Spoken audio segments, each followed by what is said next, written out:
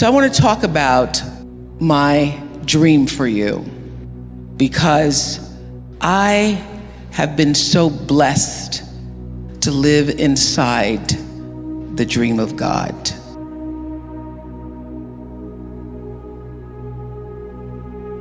I figured out early on, I had these dreams for myself. I used to tell my father, I'm going to live in a house on a hill. I'm going to have $1 million. And I learned early in my career that the dream I had for myself couldn't compare to the dream that life had for me. So I figured out how to lean into life, and allow the flow that was designed for me to follow, to allow that flow to be my guide. And every decision I've ever made has come from listening to the flow that represents the truth in me that is also the truth in you. You already know the truth. You've been making decisions, having choices fulfilled throughout your life since you were a kid. And being able to make the right choice based upon what is the truth of you is the dream and prayer I hold for you today.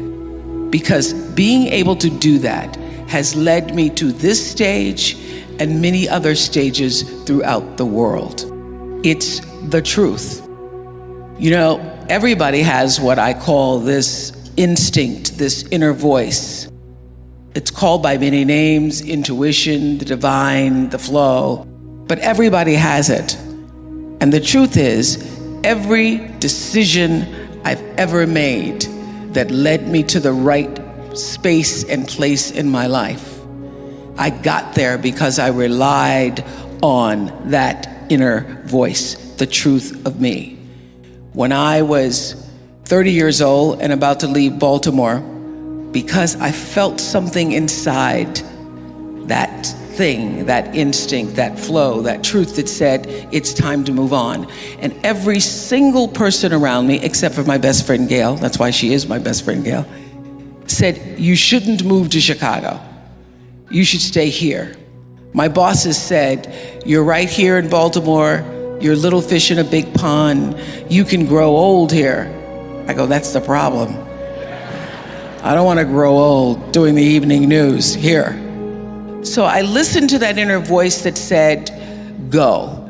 And I knew whether I got the job in Chicago, which of course I did, or not, that it was time to leave because the truth of me was urging me forward. And every decision I made after coming to Chicago, when everybody said, you should just take a salary. It's too big of a risk to own yourself, to own your show. What if that show fails? Then you're stuck. I said, I'm gonna bet on myself, because the truth of me, the inner voice that I was allowed to get still and feel, said, take the risk, bet on yourself. Every decision I've ever made, I've come back to that space and allowed myself to live in the place of intentional living. About 1989, after I'd been doing my show for 3 years, I ran across a book called The Seat of the Soul by Gary Zukav. And in it, he talked about how every action is followed by a reaction, which we all know is the third law of motion in physics. But he also said that before there's even a thought or an action, there is an intention. Something struck me about that. There's an intention that it precedes every thought and every action, and the outcome of your experiences is determined by the intention. At the time, I was the kind of woman who tried to do everything that everybody wanted me to do, because I just started making money. The amount of money I made was being published. I got a lot of cousins instantly. A lot of people I used to know in school and friends of mine who all needed things. And I had problems saying no So this principle of intention is what literally saved and changed the trajectory of my living, because I started to make my decisions based on what I intended, not just what somebody else wanted me to do or what I thought would please them, but what do I really intend to happen from the outcome of this decision or this choice? And so I started to apply this intentional living and this intentional thinking to everything in my life. I said to my producers, do not bring me a show or an idea unless you have a clear intention about why we're doing it, what you want to say, what you want the outcome to be. And changing the paradigm to from just doing a television show, from just being on TV, to actually intending to be of service to the viewers, changed the trajectory of the show. The reason we were #1 for 25 solid years is because we intended to be.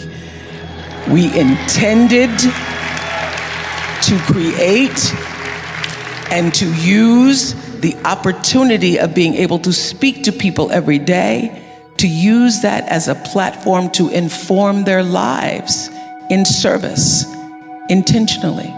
And I would say to the producers, do not bring me an idea that I cannot find my thread of truth in, so that I could sit in the seat and ask the questions with the intention of accomplishing something bigger than the interview.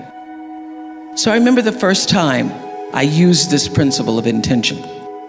There was a mother on who had lost her 16-year-old daughter.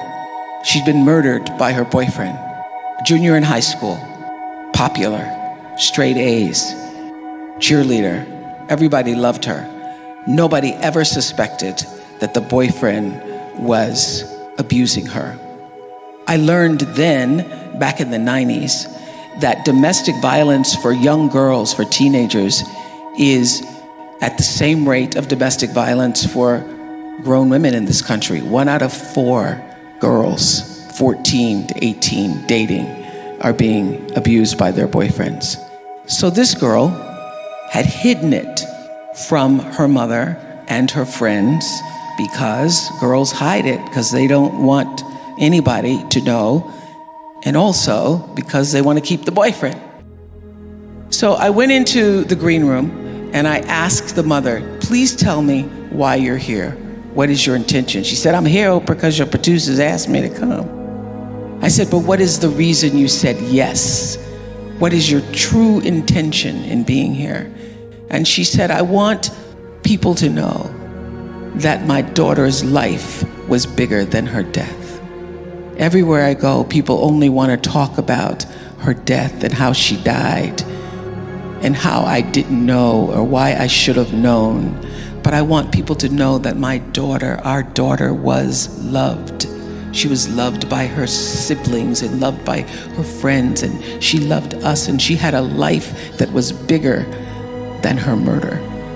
And I said, good, I can do that. I can make sure that people know that your daughter's life meant something, that her being here on the planet Earth for 16 years truly mattered. And here's my intention. I want everybody who hears your daughter's story to be able to see their friend, to see themselves, and to know that to remain silent can be a killer. And so every question that I ask you comes from the point of view of an intention to serve the life of your daughter so that her life would not have been in vain. That's the first show I won an Emmy for, when I aligned the intentions. And since that time, I don't make a decision without getting still, checking in with my inner truth, with what is the real reason I'm doing anything.